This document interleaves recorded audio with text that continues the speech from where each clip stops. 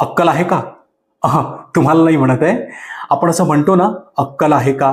किंवा आपण असंही म्हणतो, अक्कल कुठे गेली? अक्कल गहाण ठेवली का?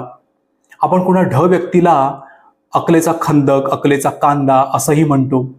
आपल्याकडे एक वाक्यप्रचारही आहे, अकलेचे तारे तोडणे. तर मंडळी, आजचा शब्द आहे अक्कल.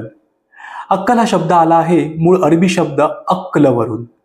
क या वर्णाचं द्वित्व होऊन त्याचा अक्कल असा शब्द होऊन आपण मराठीमध्ये वापरतो. आता अक्कल या शब्दाचा अर्थ तुम्हाला ठाऊकच आहे. अक्कल म्हणजे बुद्धी, शहाणपणा. आता हे मराठी शब्दही आपण वापरू शकतो किंवा आपण असंही म्हणू शकतो ना, डोकं चालवा, डोकं ठिकाणावर आहे का, डोकं चांगलं आहे. आपल्याकडे विविध शब्द आहेत आणि त्यातून अशा वेगवेगळ्या वाक्यरचना आपण करू शकतो. मग आता तुम्हीच ठरवा, तुम्हाला हा परदेशातून आयात केलेला अक्कल शब्द वापरायचा आहे वा आपले मराठी शब्द वापरायचे आहेत. भेटूया पुढील भागात एक नवीन शब्द घेऊन. तोपर्यंत जय महाराष्ट्र.